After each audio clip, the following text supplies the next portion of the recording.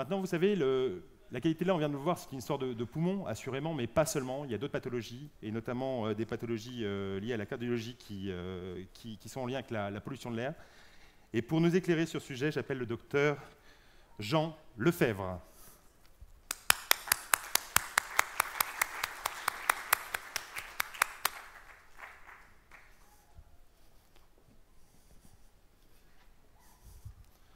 Docteur.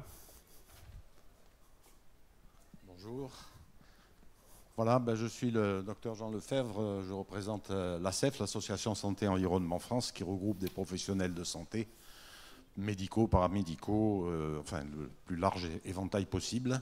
Et je vais donc essayer de vous parler en 8 minutes de la pollution de l'air et des différentes pathologies et de l'intérêt des nouvelles techniques dans l'appréciation du retentissement de ces pathologies. Alors la pollution de l'air, d'abord, de quelle nature est-elle, hein? Il faut savoir, donc il y a l'air extérieur, l'air intérieur, et dans l'air extérieur, tout le monde y est exposé, hein, comme on disait tout à l'heure à l'introduction. On ne choisit pas l'air qu'on respire. Il y a des gaz en particulier qui sont nocifs et qui font partie intégrante, hein, les oxydes d'azote, qui sont irritants, allergènes et qui agissent sur les pathologies qui favorisent les pathologies cardiovasculaires. L'ozone aussi, qui à la fois est mauvais en lui-même, hein, mais aussi entraîne la formation de microparticules secondaires, donc et a une action secondaire. Dans certains endroits, en particulier les ports, on en a parlé tout à l'heure, il y a les oxydes de soufre, hein, qui sont toxiques.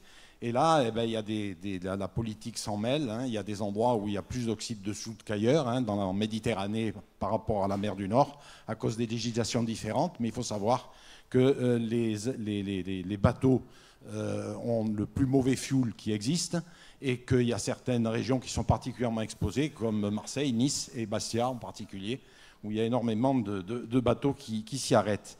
Et puis il y a les microparticules. Alors les microparticules, il faut savoir, hein, c'est une microparticule de carbone, mais ce n'est pas tellement ça qui est mauvais. C'est surtout que dessus, ils viennent s'y agréger des tas de substances, toutes plus mauvaises les unes que les autres. Docteur, je crois que vous avez une zapette, si vous avez des planches, non? Ah non, on m'a demandé, on m'a dit que c'était mieux de ne pas... D'accord. J'ai tout fait. Je récupère la zapette, alors. Non, je vais vous dire, excusez-moi de vous avoir interrompu. Voilà, hein, ces microparticules donc, qui, à leur surface, viennent s'y accoler des tas de substances toxiques, hein, comme des hydrocarbures aromatiques polycycliques, de la dioxine, et c'est ces substances-là qui sont surtout mauvaises. Et on comprend pourquoi aussi les microparticules, plus elles sont petites, plus elles ont de surface, et donc plus de substances toxiques viennent s'y mettre. En plus, ces microparticules qu'on mesure, qu'on appelle PM10, PM2,5, PM1, PM10 c'est inférieur ou égal à 10 micromètres, inférieur ou égal à 2,5, et les plus petites inférieures ou égales à 1 micromètre, c'est-à-dire la taille à peu près des nanoparticules.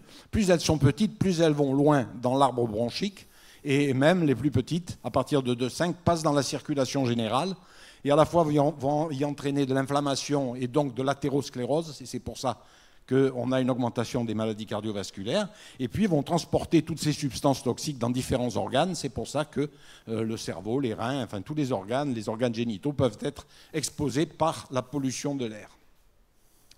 Voilà, donc il faut savoir que ça, c'est les substances que l'on trouve surtout dans l'air extérieur. Dans l'air intérieur, il faut savoir que 60% de l'air intérieur, c'est déjà de l'air extérieur, donc tout ce que je viens de vous dire est vrai, mais en plus, il y a toutes ces substances auxquelles on est exposé dans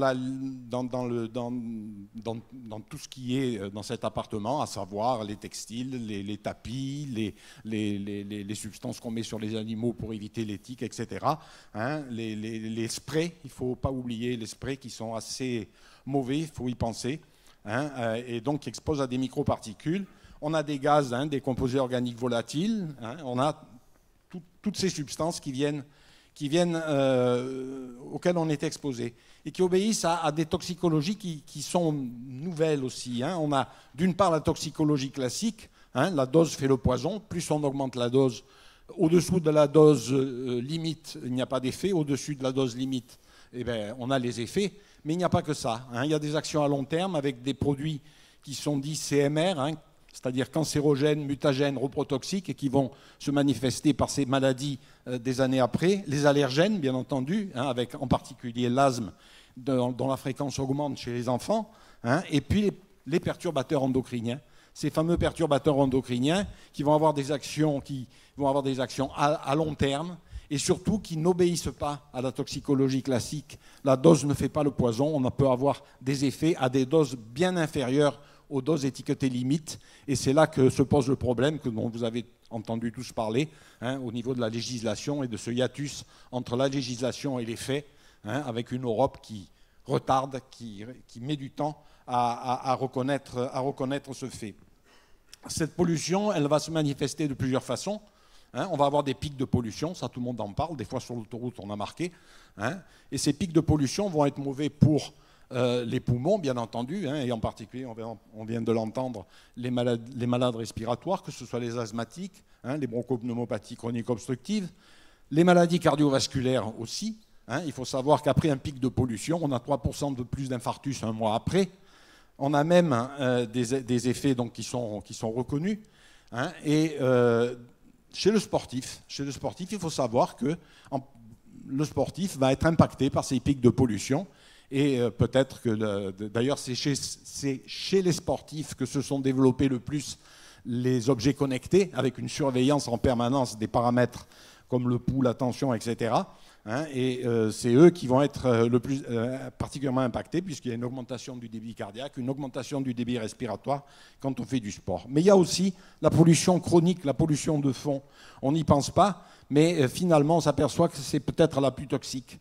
Elle agit à long terme, hein, et comme on l'a dit, maladie cardiovasculaire, cancer. Hein, il faut savoir qu'à Tokyo, il n'y a pas de diesel par rapport à Osaka. On a fait des études, il y a 22% d'infarctus en moins à Tokyo qu'à Osaka.